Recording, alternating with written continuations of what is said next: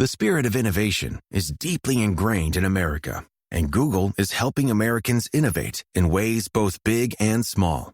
The Department of Defense is working with Google to help secure America's digital defense systems, from establishing cloud-based zero-trust solutions to deploying the latest AI technology. This is a new era of American innovation. Find out more at g.co/American innovation. Hi, I'm Chris. And I'm Jeremy. And I'm Fergal. And we're from Movie Smash. Comic book movies are having a golden age right now with the MCU. Movies based on comics aren't necessarily a new thing, but they're a big thing. Join us every other Tuesday on Movie Smash. We explore these movies and find some hidden gems. Every other week, we revisit some of the best. And some of the worst movies based on comics or graphic novels. Was Green Lantern as bad as you remember?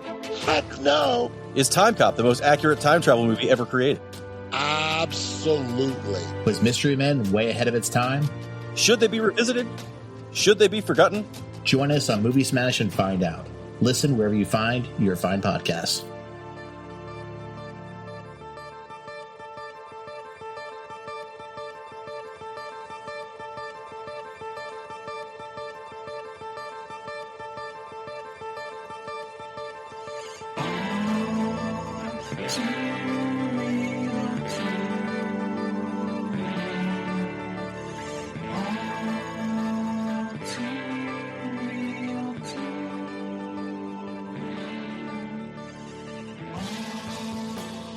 Okay, everybody, welcome to the latest episode of All2ReelToo. My name is Michael E. Cullen II, and with me, as always, is Sesame. Come on, what you doing? Go get yourself a dog. Encarta. That was brilliant. Mm-hmm. I was moved by your name. It hit me down in the subcockles of my heart. All right, good. Yes, What's I'm gonna cry. Yeah. I'm gonna go cry for a half hour now. But all right, do it. oh wait, we have to record a podcast. Right. Yeah, That's true. So I'm gonna do a crying podcast. yeah, Just a podcast of crying. this was like an ASMR podcast where it's just me crying for a half hour. Oh my God. All to cry. Yeah.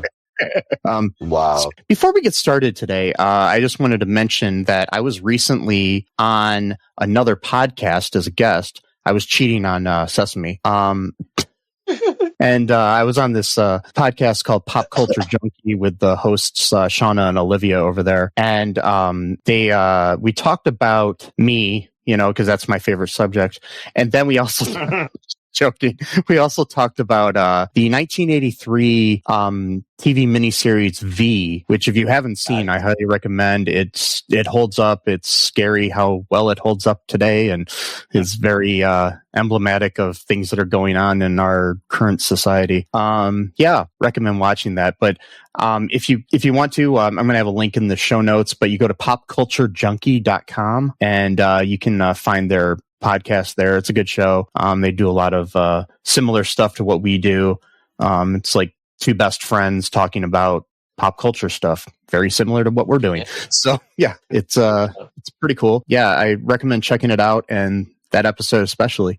So today the show, I just wanted to say that our show, I'm going to start doing a new thing at the beginning of every episode. Today we are sponsored by, we're not actually sponsored by them, but we're sponsoring, I guess, in a way, translifeline.org. Check them out. Donate to them if you can. It's a resource for people that are, trans and need help in any way that they can. It's a good organization that doesn't, that won't rat you out to the government or anything. So it's pretty legit. The phone number is 877-565-8860. So if you're a trans person or someone that wants to help the trans community, check out their website. Yeah. Just wanted to bring that up for some good in the world. Yeah, exactly. Before we talk about a movie that reminds me of all the bad in the world. Exactly. Yeah, a movie that brought. So today on the show, we are covering the 1991 film Nothing But Trouble. It was a movie of some sort. It was directed in his one and only directing outing by Dan Aykroyd, written by Dan Aykroyd with a story by Peter Aykroyd, his brother, who also appears in the movie. The movie stars Chevy Chase, Dan Aykroyd. Chevy Chase first is the main character of Chris Thorne, a 1980s Trump-like character, in my opinion. Dan Aykroyd stars in two roles as Judge Elvin J.P. Valkenheiser, as well as his grandson Bobo. John Candy is in this movie in two roles as well as Dennis and Aldona.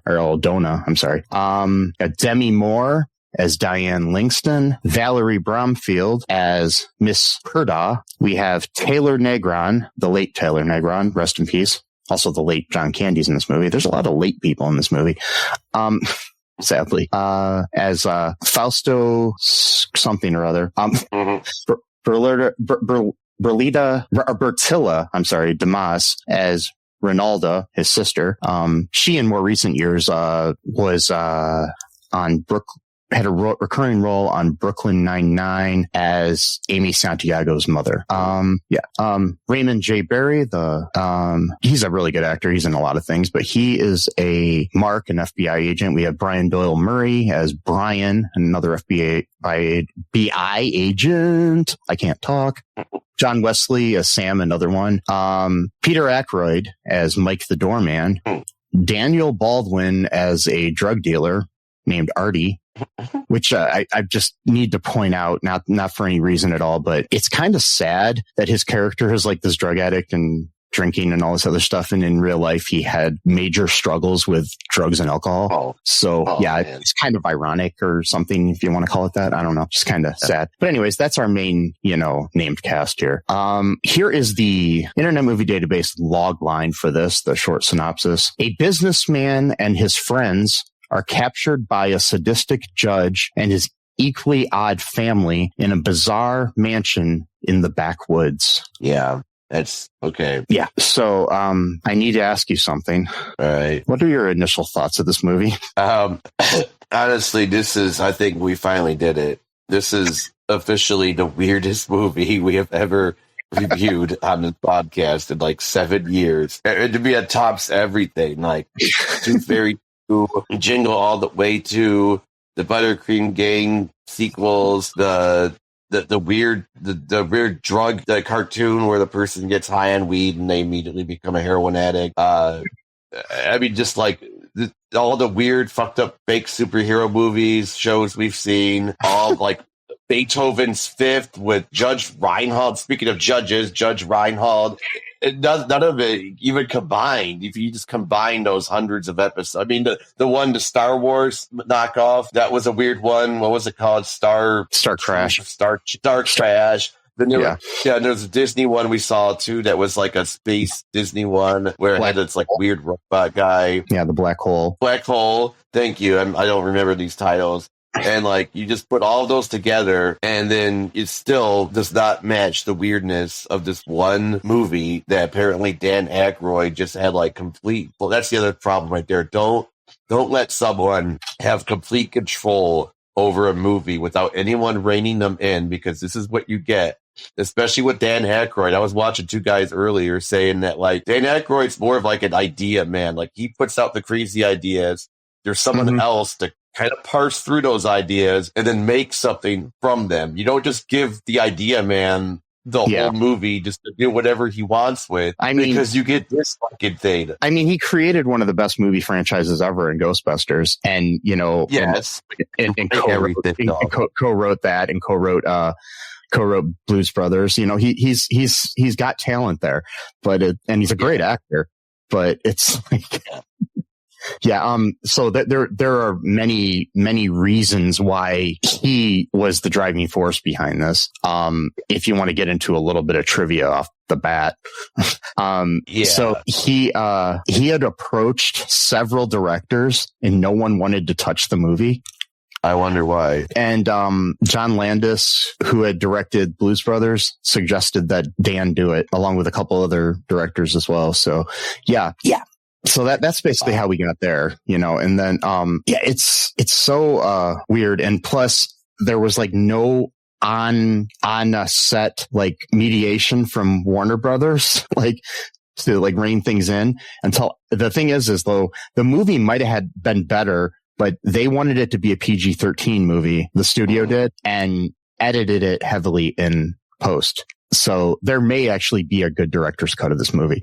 Who knows? But at the same time that this was being filmed, the Tom Hanks movie Bonfire of the Vanities, which is also a movie that went down as one of the worst movies of that decade, was being filmed, and there was like overages on budget on that one and stuff like that. And the studio was more concerned with that movie because it was going to be their big picture. Yeah. They didn't really pay attention to this film. So yeah. Wow. And so this movie had a budget of $45 million in 1990, 91 when it was made. Do you want to take a guess on the box office? On like how much it earned? Yeah. I'm thinking like maybe 15 million, something like that. 8.4 million. Wow. Yeah, so it lost a lot of money. So yeah, yeah, I mean there was much that went on. The movie, so basically after it's loosely based on there was an incident where Dan was driving and got pulled over and had to go in front of a judge in a small town, and that gave him the impetus for this movie. Yeah. The one part. That's normal. Yeah. Yeah. But he had also been like he developed a friendship. It was developed after his friend, after a screening of the film Hellraiser. Oh. Yeah. He decided he wanted to make like a horror movie, a horror comedy, which I mean, he had already done pretty well with Ghostbusters, but I've also heard that the original Ghostbusters screenplay was really weird. It had them going to hell and all this other shit. So, yeah.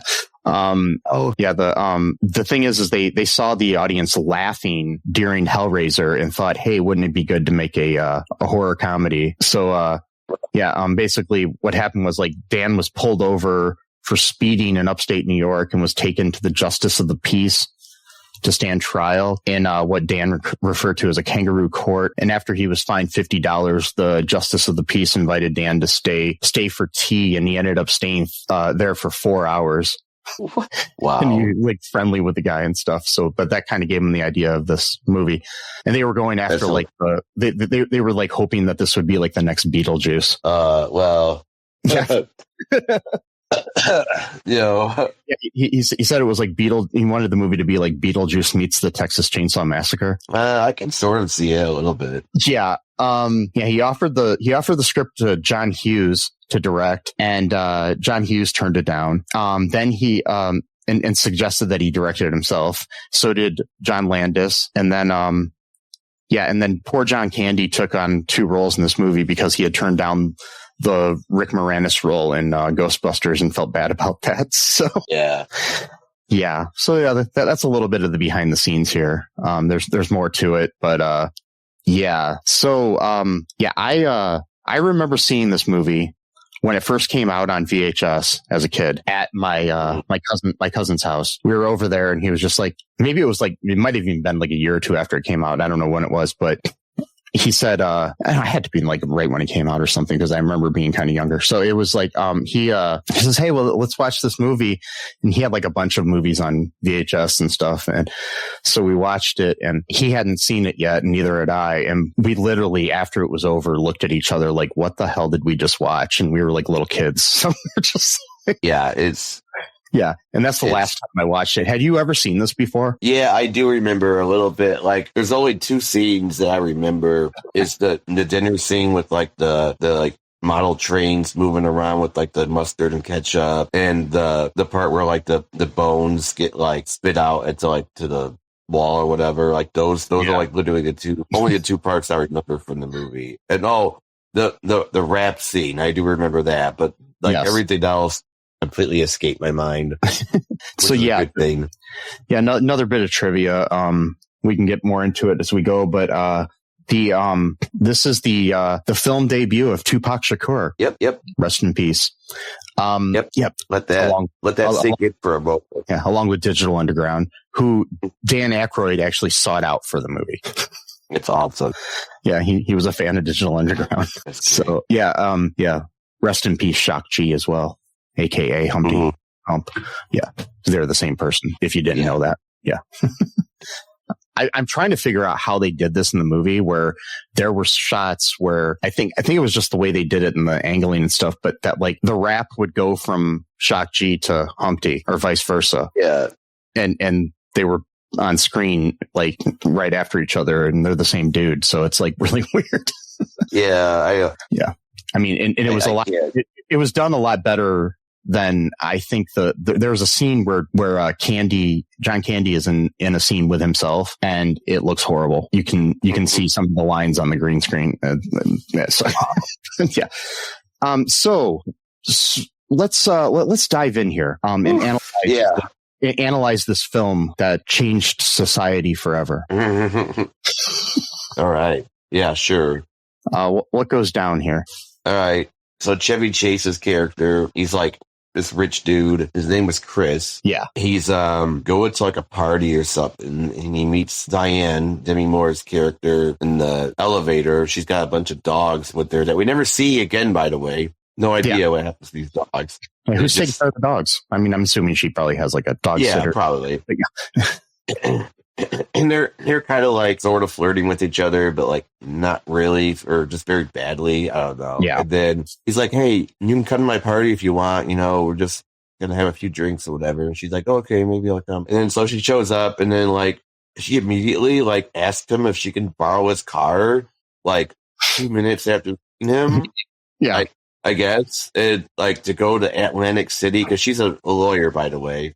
They brought that for some reason. And then he's like, "No, I'll drive." And it's like, you guys literally just met each other. And then like, I don't know about you, but like, even like, I know Demi Moore was like super hot. I mean, she still is. Yeah. But like, even if like Demi Moore just met me like 30 seconds ago and immediately is like, "Hey, can I borrow your car so I can go to Atlantic City?" I'd be like, no.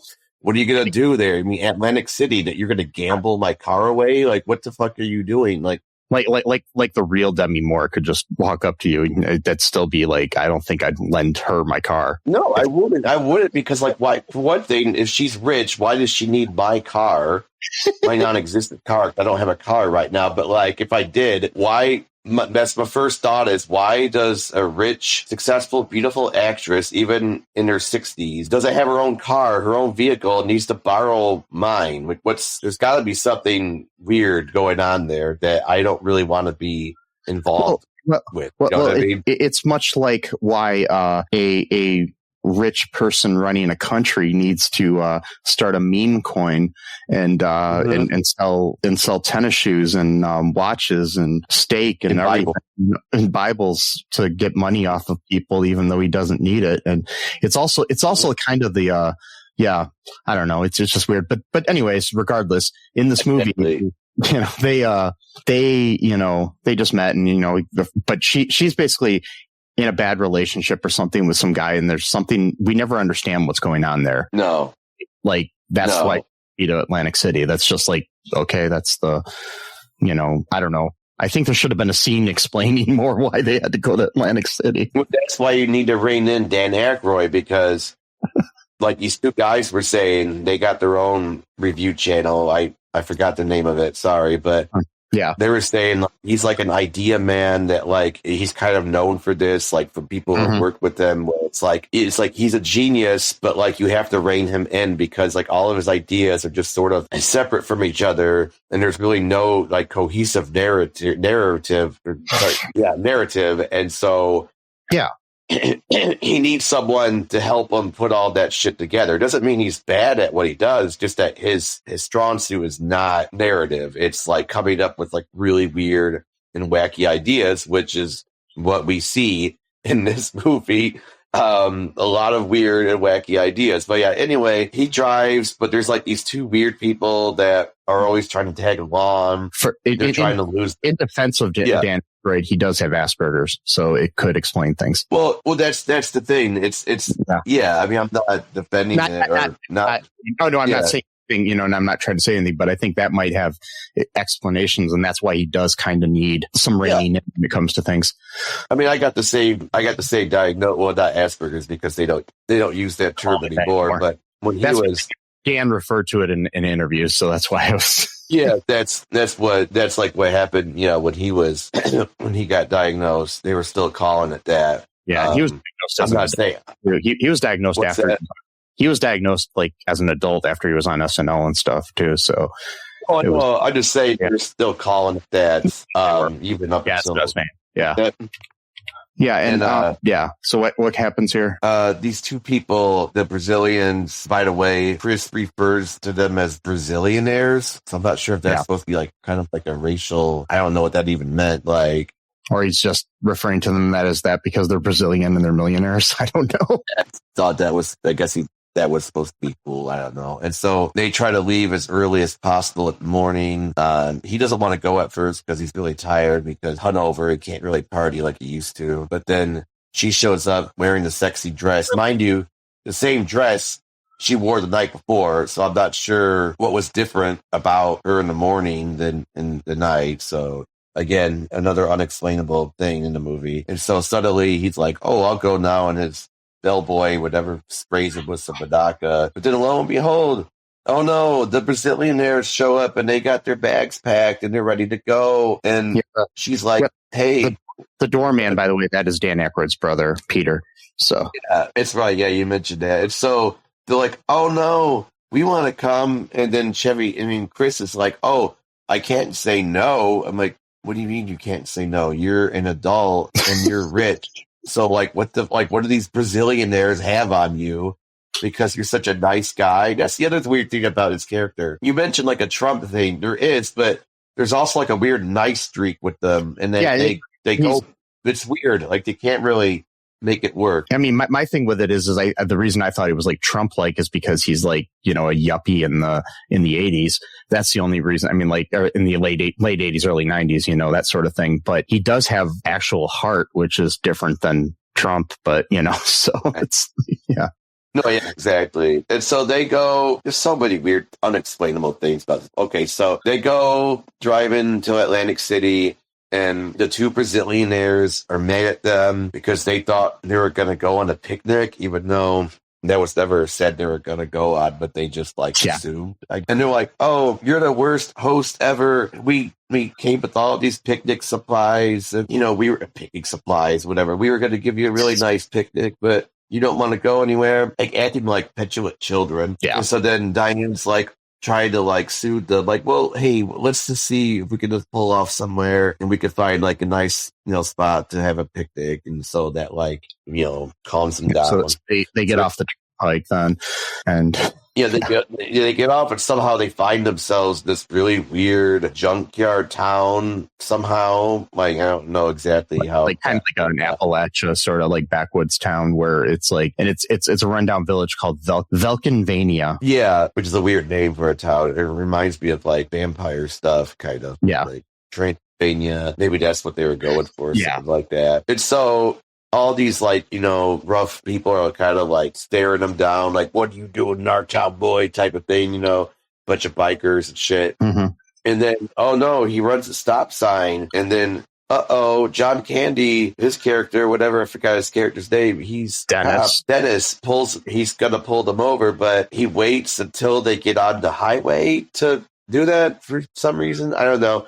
No, they weren't really on a highway. They were still on a road. It wasn't like the highway. They're on a road. Yeah. It's like a more paved road. Yeah, like an actual paved road. Yeah, not just some shitty road. And then one of the Brazilianaires, the guy, he's like, "Oh, you don't have to stop." I'm like, "Oh, yeah, you do. What the fuck are you talking about?"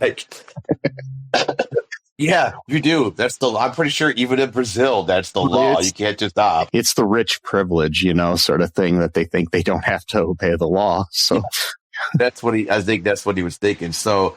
And then, so he's egging Chris on. I shouldn't say egging because now eggs are so expensive. You gotta preserve your eggs. But so he's non-egg. He was artificial powdered egging them on. Yeah, he was vegan egging them. Yeah. He was to speed, and he's like, "Oh, my car could go up to 130."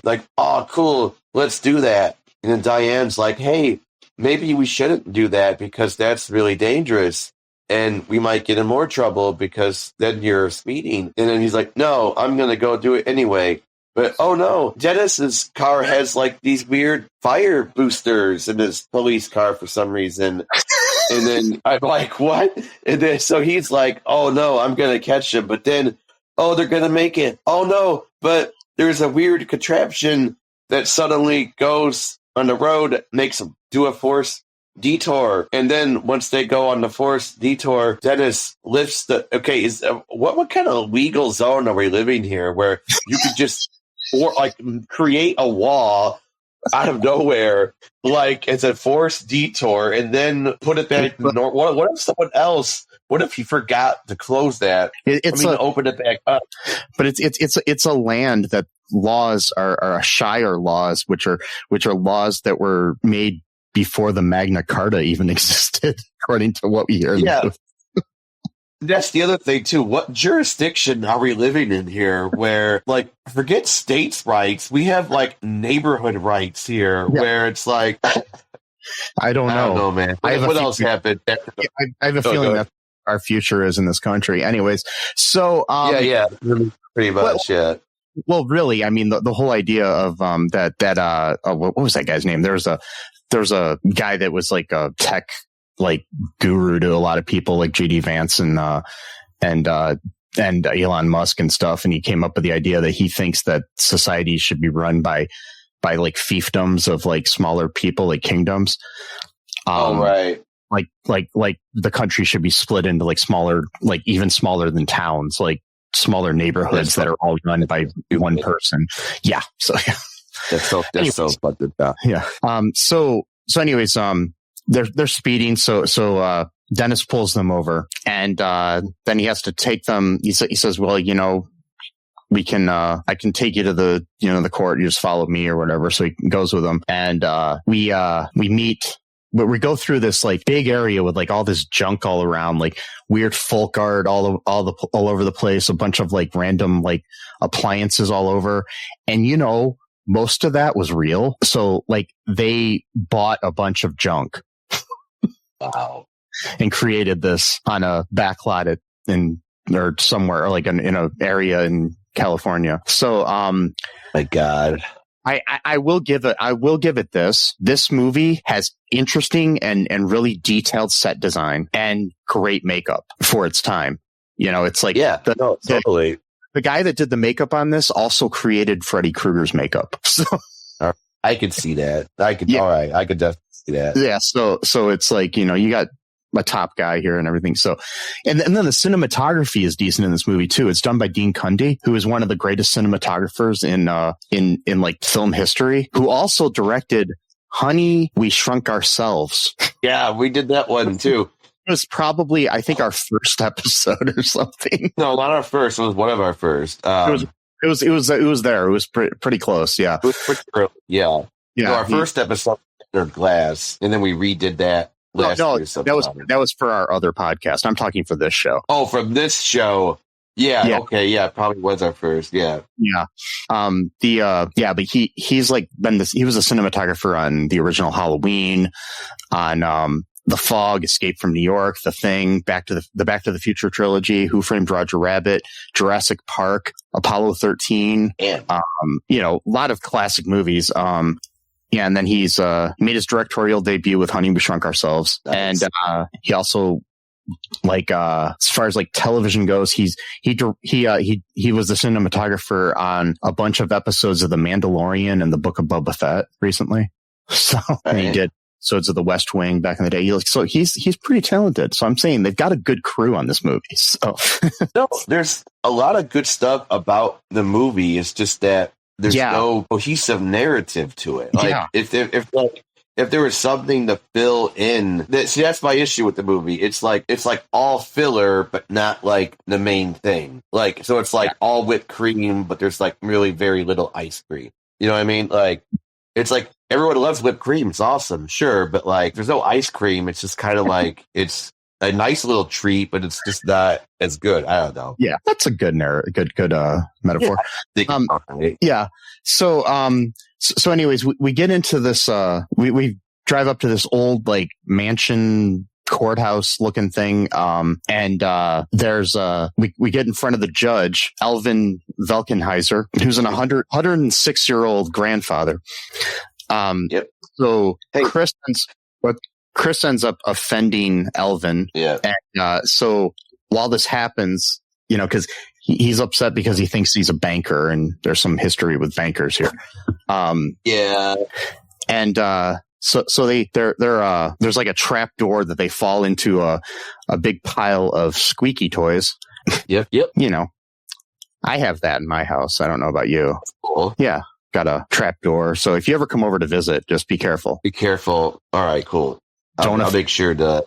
Don't offend me, because if you do, I'm going to go into the rubber ducky squeaky pit. Hey, at least it's better than other pit that we have in the movie. Yeah. So Chris offends him because he cusses and then says that and everything, and there's no cussing there. Hidden room under the courthouse, and then they're told that they're going to be judged the next day before they're dropped into there. So, and they were just trying to get to Atlantic City that day. Yep. They later then overhear the judge, executing a group of convicted drug dealers that come up with Daniel Baldwin is one of them. Right. So murder takes place in this movie. Yeah. So what ends up happening is they get put on this roller coaster, which was actually a decommissioned roller coaster that they bought for this movie and rebuilt on the set. Oh. From like a small amusement park somewhere. And the roller coaster is nicknamed Mr. Bone Stripper. Mm. And so when you get to the end of the thing, you go into this bone stripper, and it basically eats you up and then spits your bones out behind it. So, that's the way they punish people that do drugs. Murder. They murder people in this weird town that apparently it's legal to murder now. Which isn't too far off from what our future holds. It reminded me for a second when he said his 106-year-old grandfather. Is he one of those 150-year-olds that are taking the Social Security checks? I'm just wondering. Yes. I was just wondering, Okay. Yes. And pretty soon we're all going to be sent to Guantanamo Bay and get killed anyway. So it's okay. Maybe they should make it fun. And when they kill people, instead of like having like an electric chair or a gas chamber, they should have a bone stripper. Yeah. Well, I don't think that'd be fun, but I know. Not for the people being killed. I'm just saying for everybody else, it would be fun. No, I'm joking. It's disgusting. I know. It's so fucked up. Yeah. You got to make fun of things. Oh boy. Yeah. Or you're just humor. Right? And then next week we'll be tuning into All2 Cry with Mike and Sesame. And it's just us crying for a half hour. Yes. Right. So they're all eventually invited upstairs for the weirdest dinner scene I've ever seen in a movie. Yeah.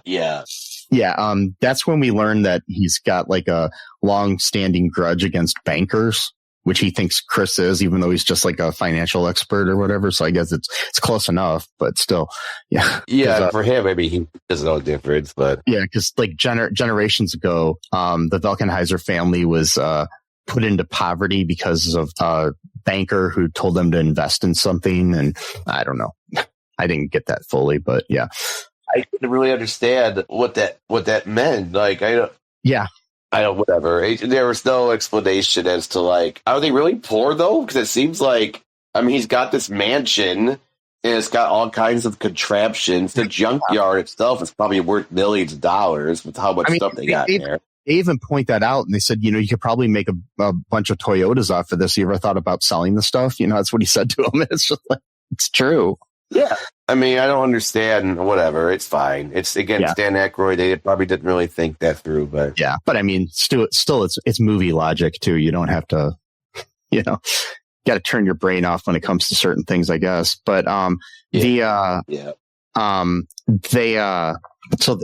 were where was I? Yeah. So eventually, while this is happening, we meet Eldona, the granddaughter, the twin sister of Dennis, also played by John Candy, who I will say makes a pretty convincing, beautiful woman, Mm-hmm. So, yeah. She ends up like, they attempt to escape, but first off, the Brazilianaires escape because they were offended that there's a on the table, the way that there's like a train that goes around the table that you can get your condiments off of. You also have the hot dogs they were oh God, they were serving were the most disgusting looking ones. And I mean, it's never said, but I'm just assuming that they're made out of the meat from the people that they just, murdered in the bone stripper. That's just my guess. Oh yeah, I didn't think about that. Yeah, it could be. They're like, it's like they're gray, like sausagey. Mm-hmm. And he's eating that hot dog is so fucking disgusting, man. And like I would run away too. Like, and in the makeup in certain scenes, his nose is made to look like a penis. What the fuck? Okay. So in that scene where he's eating the hot dog, there's a kind of close up on him eating the hot dog, and you look at his nose and it looks even more like on other scenes it looks like a penis, but in that one it really looks phallic. It just totally. I swear to God, I don't have any words. I don't know, man. Like, yeah. And they thought this would be fun. They thought it would be funny, but the way he's eating that hot dog, I mean, he's got mustard all over his face. He's like staring at them as he's eating it, which that's another weird thing too. Like, don't look at people while you're eating. That's weird. Like, I should probably stop that then, right? You should probably stop that. No. And then that was the thing that set the. I do it every time I eat, even when I'm home. I invite people over just so I could stare at them while I eat, and then I make them leave. While you get like mustard all over your face, yeah. Yes. And so like, I mean, I can understand why that would be the final thing that set them off. I mean, they were patient enough to endure everything else, but then you see this old guy just like going to town on this quote hot dog, like mustard slathered all over his ugly ass face with his penis nose falling off. And then, yeah, I would jump through the fucking window too. The thing that they say that like upsets them is the guy is upset that pickles are being shot at his sister. Oh yeah, because another contraption he had was like a pickle shooter. Because why not? I mean, we're already in this world. We might as well just go all in and. But honestly, he was fine through the gross eating of the hot dog. But then when the pickles started flying, it's like we're done. I guess that was the straw that broke the bone stripper's back or whatever, and the billionaire's back. Yeah. And so they jump through the window, and then they escape, like you said. Mind you, what happens after they escape? Did they get caught? Did they get brought back to the mansion and punished really badly for trying to? What happens to these people? So there's like this moat that they had to, or like this river that they had to go. This like small little creek, I guess. That a literal drawbridge came down when they were coming into the place. So they had to swim through this like sludge of water, and then they get to the other side, and Dennis, the sheriff ends up being convinced to help them because he finds them, and then he ends up they're like, hey, you should probably, spend some time with us in Brazil or whatever. So yeah. So he's like, oh yeah. That's another thing too. A lot of the stuff just falls apart in this movie. Like there's no big moment. Like, cause like throughout the movie so far, Dennis has like these like small disagreements with the way things are going, like the way he looks, or yeah, he's kind of like he's not reason in a lot of things too. So yeah, he's not fully on board. So you're thinking like, oh, is he going to finally stand up to the judge? No, he just leaves with them to Brazil, and that's it. Like, we don't see him. We do see him packing his bags for like a minute. See, what I really wonder is if there was more scenes with the Brazilians and Dennis that got cut from the movie. Maybe. Yeah, because, that could be. Yeah, because I think that it just seemed too easy for them to escape. Yeah, I mean, they just go through like the nasty water. And it's not even that wide of a creek, mind you. It's just a little. I mean, it's like 10 feet maybe to cross to the other side. I mean, that's not much. And then I mean, there could have been a director. I mean, this cut itself is an hour and a half long. But then again, this is Dan Aykroyd. It probably would have been like a 4-hour movie. So which I would not watch a 4-hour movie of this. I think it should be a limited series on HBO Max. Wait, no. No. Yeah, no, don't even say that, because now they're probably gonna fucking do it, man. They're gonna have like a Dan Aykroyd returns as the judge, and this time he's actually close to the real age now, and closer. I don't know. So what just gets me is that the Brazilians, they had a better chance of escaping than the main characters did, and I'm like, well, don't they usually sacrifice like the bit characters first, but then they got away first? So it's like a reverse of like what? Yeah. I don't know if that was intentional or if that's just something that happened. By the way, you get rid of your minorities first too. So, but they got rid of them, but they escaped. They didn't die. So yeah. So, they escaped their own militia this time. They didn't get deported. Yeah. Speaking of deportation, I saw this stupid ass Facebook page that I'm getting all these dumb Facebook pages that are just like show up on my feed or whatever. Mm-hmm. And I looked at one of them, and then one of the pictures somebody had posted in the comments literally had the Statue of Liberty pointing in a direction that says, go now or see you later. And like, it's this, people are saying it's the Statue of fucking Liberty. Like, you pick the most ironic thing you could. I mean, you could pick anything else. You could pick like Uncle Sam, for example, because Uncle Sam could be neutral. It could mean that literally says, give us your, huddled masses and your people yearning to be free and all that stuff on it. So it's like, and so everyone was dragging her, and someone said like, "Oh, God bless your soul, Sarah," or whatever her name was. Yeah. And I was just like, "Oh my God!" But anyway, so yeah, the Brazilians go of their free will to their mansion or their really rich abode. Speaking of deportation, though, really quick, in my town today, around town, people were leaving leaflets that said, "Leave now, self-deport, avoid detention. Americans on guard, help us protect our homeland from the Trinity White Knights of the Ku Klux Klan." Well, that means you got the KKK up in Finley. Yeah. Or at least one person. Yeah, but they were on like tons of people's porches this morning.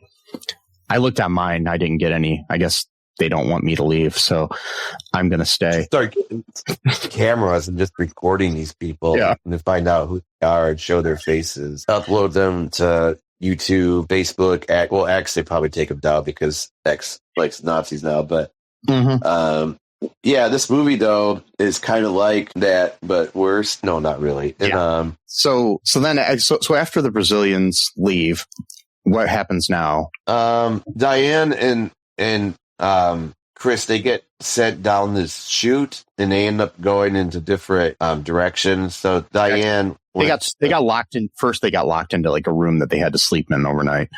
So yeah. Oh right, and they got locked in there. But then later on, for some reason, they got sent down. I don't remember. They got sent down to chute. There's so many things happen in this movie. It's hard to remember them all. And the scene where that happens is where we get the title. We get the titular line of the movie. Cause like Chris kisses Diane. And she says, and she's like, "Oh, you're nothing but trouble." You're right. Yep. There you go.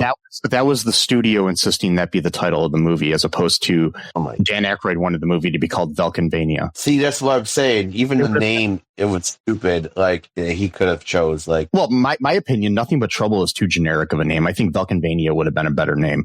That's just my opinion. Well. I'm just saying it would have at least implied, because the way that they marketed this movie, it was like it's a comedy, that you didn't even get the fact that it was like a dark horror comedy sort of thing, from the marketing for the movie. Right. Yeah. Yeah. No, yeah. Yeah. And so they get set down to shoot. They go in separate directions. Chris goes through the bone stripper thing, but then the power goes out because there's been like these rumblings. Oh, that's the other thing too. Like occasionally, you'll get these like rumblings underground, and then the grandpa's like, "Oh, no big deal, it's fine." And then that's what Dennis goes. He hopes, because it just ignores the problem that like this place might blow it. Yeah, because there's like oil under the ground or something, and that the bone stripper one of the like gears breaks on it because of the rumbling, and that's what causes it to break, and he just gets spit out and not into a pile of bones. Right. He sees the pile of bones, but he's not. Before this, though, there was an important scene where, not that any scene in this movie is important, but it's important to this unimportant movie. Diane and Chris are in this room that is filled with IDs and news clippings. Oh yeah. And they put together that Alvin has been capturing and like killing people for like his family since like the 1800s. Right. So, cause they find like like Jimmy Hoffa's like ID and stuff in there. So it's like wait a minute. Yeah. But he lets some of them go. So it's like, yeah. I don't know. And I guess it just decides who gets to go and who dies or whatever. And then like an emperor king, God king, like Donald Trump. Anyway. And so she kind of gets out, quote unquote, easy, although I wouldn't say easy, but she's kind of out and about, whereas he's like in the bone crushing area. And then I don't know how else to describe this, dude.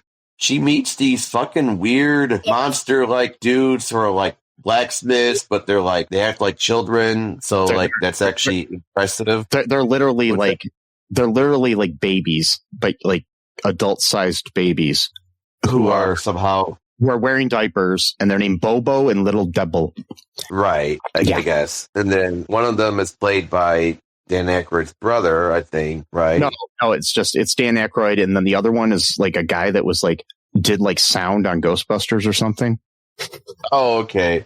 It's not even really. And so they're like, yeah, God, dude, they're arguing with each other about how to do the blacksmithing correctly, I guess. I don't know. It's stupid. Yeah. And then she shows up and they're like, intruder. But then, what's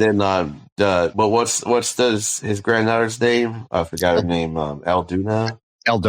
Yeah. Aldona shows up and she's gonna throw her into a fire pit, but then they convince her not to because they like her and want her to be their friend. Yeah. So she's like, fine or whatever. And then so they start playing cards together. And then one of the players doesn't know how it works. So she's like, no, Bobo's wins because his card was on top or whatever. I don't know. Yeah. Whatever. It's just stupid. But like they want her to be their friend, so like she becomes starts talking like them too. Yeah, because try to like relate to them and stuff. But one of them is like, I win Diane. I'm like, oh boy, this is getting kind of weird now. Like no, she's like, no, you don't. You know, like act like they're kids. It's like, oh, okay. And then while this is going on, Chris like sneaks into. Oh, before this, Chris had been looking through a hole in the wall at the judge in his bedroom, and we find out that his like nose is fake. He takes his nose off, and there's like just like dead skin under there. You can like see into the bones and stuff. It was gross. And then he also is missing a leg that we find out later he lost in World War I. So he eventually sneaks into the room after the judge leaves and he tries to escape. He grabs a gun and stuff like that. But while he's being chased out the hall, he runs into Aldona, and Elvin stops attacking him and declares that Chris must comply with the house policy. God. Which means that any man that touches Aldona must marry her. What the fuck? But they gotta touch her. She can't touch them. That's the rule. Yeah. Mm-hmm. So if she puts like a hand on her shoulder, it doesn't count. No. But if he brushes up against her, then now it's a forced marriage. Yeah. Arranged and forced marriage.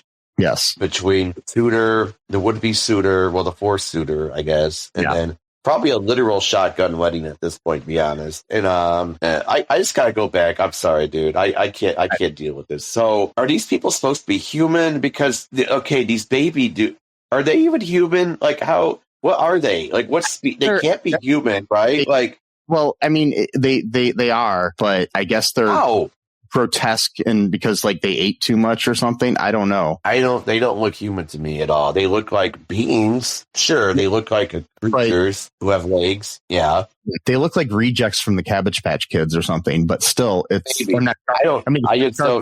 Garbage Pail Kids, not Cabbage Patch Kids. But yeah, the question is though. Oh, all right. Sorry, go ahead. No, you go ahead. Oh, okay. I was just gonna say, how is it then that Aldona looks like a normal human being, but then these Dennis, people don't. Yeah. And Dennis does as well. Dennis does as well. I think there might be some inbreeding. Oh, okay, maybe. Or something. Because we never know who. See, the thing is who are, because those are all his grandkids. Who are their parents? Right. Well, that's the thing. With Dennis, I didn't understand if he was a grandchild or not, because he's still like an orphan. Because he's like, I've been working for them since I was 8 years old. So I don't know.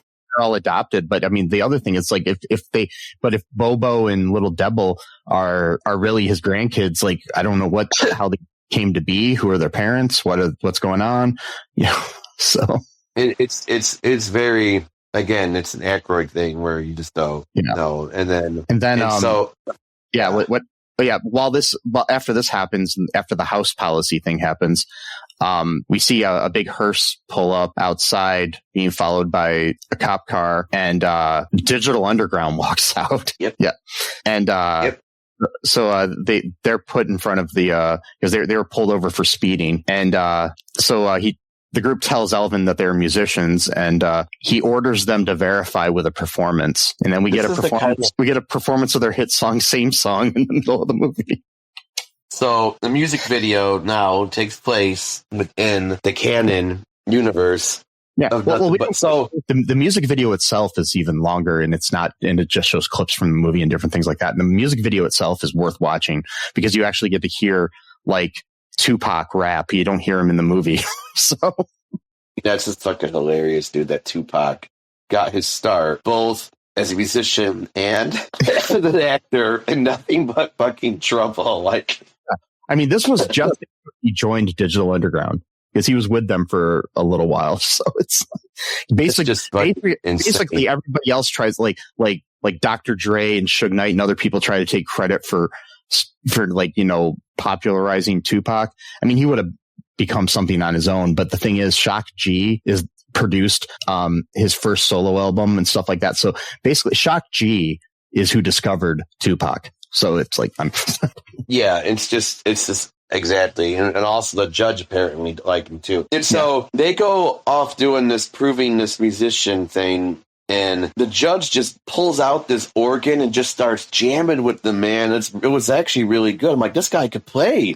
And they were like impressed. They're like, whoa, they're impressed too. Like, oh, I didn't know the judge could play. Yeah. Yep. I mean, I guess if you're in a group with a guy who has a weird nose, you're not really turned off by a judge that has a weird nose. Exactly. So that was why they had a camaraderie, I think. He's like, oh, this guy knows how I feel. And he's also a musician. So we could play together, and then I'll let them go and not be killed by the bone crushing machine. Yeah. But then they're like, oh, hey, you can help me out, though. And they're like, oh, be the wedding band for my granddaughter's wedding. And anyway, sorry, I didn't mean to interrupt you. You get no, you're good. And they play they actually have a song called Tie the Knot, which is like the song they play. That's hilarious. Yeah. They were both on the soundtrack to this movie and as well as one of their albums. So anyways, he has them stay and witness the wedding. And Chris initially goes through with the wedding in exchange for his life. Cause it was basically like, you can marry my granddaughter and then inherit all of this lovely land of Valkenvania. Yeah. And or die. So that's it. So you gotta marry my granddaughter by force, and then then you have kids with her. So then he has great grandchildren, I guess. I don't know. And then he can inherit this pile of junk. But hey, you gotta understand though, he is a man of his word, right? Because he hates bankers, but he's like, hey, this is the house rules. So unlike Trump, he follows the rules that he himself lays on people. So that's something nice about him. That's true. So like basically then, Chris is like pleading for his life and he doesn't really want to be married, but he does get married. They actually have the wedding. So, he starts like pleading with the band to help him escape. The band just leaves. It's basically like, we don't want to get involved. He's like, no, the one guy's like, don't worry, I was nervous on my wedding too. You'll be fine, or something like that. Yeah. So this is when he gets sent to the bone stripper and gets out. Okay. Yeah. So then Diane is caught by the judge, and he tries to lure Chris in by basically saying, you got to come here, or and I can kill you instead of Diane. Right. And there's another murderous contraption that they call the grader teen. Okay. Yeah, and it's basically just like a bunch like these I don't know, blades on a contraption that'll lower down and basically quarter you. Yeah. Oh. So basically then, Chris basically, helps them escape because he ends up setting his coat on fire, and there's a bunch of these barrels that are like probably full of like oil or something. And then he creates this big diversion and sets them on fire. And then they end up escaping on a freight train that's passing by. Yep. by jumping on it. And then they report their ordeal to like authorities, to like the FBI and some cops and stuff in this like big convoluted thing that they're drawing on a dry erase board and stuff. And so the cops say that they have to come with them back to the place to identify the people. Yeah. What the fuck? Okay. Which would never happen in reality. But, yeah. No. So the troopers are basically what ends up happening. They get there and we realize that all the troopers are allied with Alvin, the judge, due to his every ability. single one. Yeah. Because they like the swift way he takes care of undesirables. Okay. That's Nazi shit right there. But yeah. Yeah. What were you, yeah. Oh, I'm just saying that, like, he's got the FBI on his, like, who is this guy? Like, and so they're gonna kill Chris and Diane because they know too much. So, but then the massive coal fires underneath roar up out of control. And like, there's like a bunch of shaking on the ground and the courthouse like falls into like these pits of hell. And Chris and Diane are able to escape in the Beamer that they drove in on, which is like missing its top and seatbelts and everything. So they escape back to New York, and we see in Brazil, the Brazilians are there, where Dennis has become the head of their security, as well as Ronaldo's boyfriend. So so then we're back in New York, and Chris is having like a what they call a daymare in this or something, or nap mirror or something. I can't remember what they said. And then there's a news broadcast of the Valkenvania disaster, and shows that there's a bunch of oil there. So now the people that own the land are rich. And they show this guy rummaging through the debris, and it turns out to be the judge. And he shows Chris's driver's license and says, I'm gonna go move in with my banker grandson-in-law in New York. Like, no, like, see, dude. And then Chris like runs basically through the wall, and we see like a cartoonish like hole in the shape of him in the wall, like it's Roger Rabbit or something, So it's like, and that's the end of our movie. Like, whoa, yeah, that's it. That's the whole movie. That's it. Yep. Oh boy. So yeah. Do you want to hear a little bit of trivia here? Yeah. Let's see here. In 2020 and a 2021 commentary for the Blu-ray of this movie was released on Blu-ray. Dan Aykroyd reveals that he was briefly hospitalized during production due to overwhelming stress of directing and playing two large supporting roles in the film. Wow. Yeah. So if Chevy Chase had to turn down the role of Chris Thorne, Rick Moranis was the second choice. Wow. I don't think that would have worked out. No. I mean, he's a funny actor, but I don't think he could play the suave, guy as well. Dan Aykroyd almost missed out on being in My Girl due to having to do more edits on this film. Yeah. Which is one of his better roles. My Girl. So I'm glad he didn't, Yeah. There's been talk, rumors that on the set, nobody could get along with Chevy Chase. Well, that sounds normal. Yeah, but Dan Aykroyd himself said that this isn't true. But Bertilla Damas, who is the only cast member to acknowledge that she did not get along with Chevy Chase while making the film. She said Chase was very nasty to her on set. But Dan Aykroyd actually has publicly said that Chase and Demi Moore did not get along during production, though. Oh, wow. Chase and Moore have never expressed their dislike for each other in public, though. So, yeah. But I will tell you, you can see throughout the movie certain scenes where it just feels like Chevy Chase is just phoning it in. Like he's not there. It just, but I think a lot of the stuff where Aykroyd had defended Chase was like in the media, was like things like on the Arsenio Hall show and stuff I'm reading here. It's like, was just basically to make it not seem like people weren't getting along on the movie, So, because they like appeared together on Arsenio Hall at the time. And, several members of Digital Underground revealed during production while taking breaks from filming that they enjoyed conversing with Chevy Chase, Dan Aykroyd, and John Candy. Apparently Chase, who was reportedly difficult on set, did pratfalls for them, similar to when he was on the casts of Saturday Night Live, allowing, however, they said Demi Moore was the only cast member to not interact with them. Apparently, while taking breaks, she spent time alone in her trailer. She was probably upset about Chase, so she, that's my feeling. Yeah. So Dan Aykroyd had briefly considered Chris Farley for the role of either Bobo or Little Devil. That would be kind of cool. Because many labeled Farley as the next John Belushi or John Candy, of which Aykroyd was good friends with, both. But NBC would not allow Farley to be released from his contract with SNL to be in this. Wow. So so that's some of the trivia. This movie currently holds a 15% on Rotten Tomatoes. Yeah. So I think it should be lower. It's like the user reviews is like a 48% though, so it's really weird. So I guess it's kind of become like a cult classic, so in a way. So yeah, exactly. Anything else to say about this cinematic masterpiece before we're done talking? The masterpiece, it reminds me. What was it? You know that guy I used to read sometimes, Michael Muhammad Knight. Yeah, his dad had like schizophrenia and stuff like that. He'd always had these weird theories, and one time he told Michael that he thought his actual biological father was Dan Aykroyd, because like they shared like certain like features of like their forehead or something like that.